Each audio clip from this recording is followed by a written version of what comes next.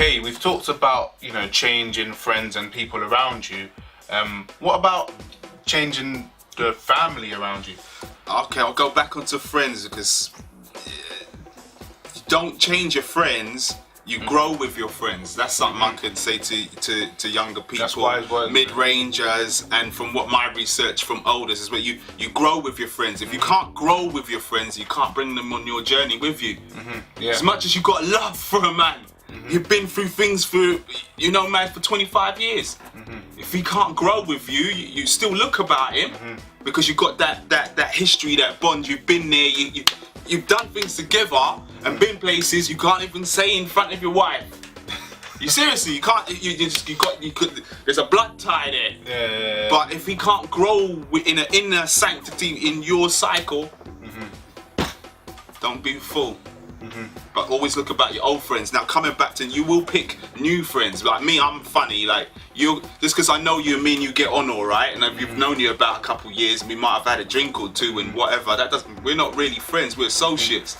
I'm more like there's history, and it depends on what you do. And there is a crazy thing where you can meet people, people that you've maybe even known for 5 years, but the way that you're so intersynced mentally and spiritually, you end up doing the sort of similar things that you've done with friends for years. But you just gotta be spiritually and know who to accept in your life, basically. So when that's about the friends, it's very important. So in regards to family, does certain things of what you just said apply the same, or is it a totally different picture? Or you know what? It's not just me. You'll see this. We can look around on the internet, go to them big seminars. They'll say that one of the worst things is your family, because it's dependent. If you've got a good family, they say that's even worse, because it's your family that will say you shouldn't do that. I don't think that's right for you. No, I don't think you're possibly capable, because they only see the view of what they see of you, But the inner yous is certain things you won't share with your family. Possibly you share it with your friends more, or you know how your family's set. So you just won't bother. You'll probably talk to a good friend about that thing, and they know more about that thing than your family does. Family are the people that are going to be telling you don't do this, don't do that, or you shouldn't do that, or you should follow that, and that's bad for you. Would it be, I don't know, correct to say that your family often see your past and how they raised you, but struggle to see what your future is? If you know what I mean. Yeah, but that's all part of the structure. That some of them will. It really depends on the individual. And I would say most people in the world, if there's billions of families that are really nice, there'll be like a couple thousand of people, I don't know, maybe couple 100,000 people that would say, no, my family, whether it's my uncle, my brother, my mum, my dad, they saw the vision in me, they grew it. That is the reason why I'm here today doing what the hell I'm doing. How many people do you really seen that and you really think, wow, for real, it was like the Williams sisters. It was their dad. The driver, Hamilton. Sorry, Hamilton. We're not thinking race car driving right now. Hamilton, it was his dad, and I personally seen that. I saw it when he was on Blue Peter. I actually saw that episode. He was on Blue Peter. It happened. You see throughout the years the videos and all the sponsorship and now look where he's at. He did not just come yesterday.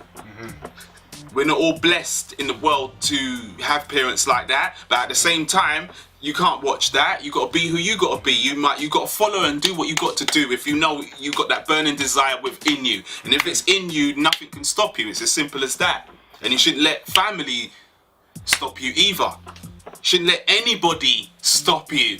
Full stop. So I'm not just going in on families just because I come from a dysfunctional one. So what? I'm me. You do you. Yeah, so obviously you're talking about how parents could help to excel their kids, but you hear of them stories when their parents had their vision for the kid, was sending them that way, but the kid didn't really want to go that way. Have you got anything to say on that? Yeah, I've seen a couple. I've known of a couple. I've got a friend that's my age as well that it's kind of messed. I think it messed a lot with his life. Well, I know it did. To be honest with you, Yeah, I've seen parents, and this is why I'm a parent now. I've got 2 kids, and I want them to be what they want to be. I want them to find something that they're really good at. I'm starting to see certain things, but I'm still growing them. Yeah, but I'm not gonna put it on them what they must do. All I will put on them is you must be the best. And you're gonna be a business person at it. Yeah, you ain't gonna be a worker. You're gonna be a business person at what you do. Yeah. That's my only put on my own kids, and I don't care. I put my hands up for that. Yeah, like I know someone personally that's close to me that basically their parents did the corporate thing, blah de blah, whatever have you, and they're pushing the corporate thing on their kids. But their kid, I knew from young that kid was not corporate. He was an entrepreneur in his heart. From a kid, he was too. If you're a thinker and you're too open and you're open to different things, you could not just sit and go into an office. Yeah. Maybe your dad did it, but what did it do to your dad?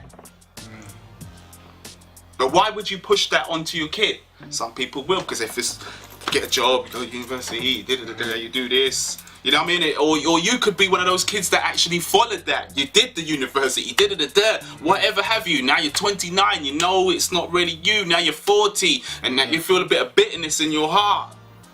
There's non-fulfillment in there. Yeah. Now you're oh, whoops, you're going through midlife crisis. Now you always wanted to be that cake maker and own your own shop. Yeah. You know? And that's around the globe, that's around the world. Everybody's going through that. Don't let it be you. Don't let it be you.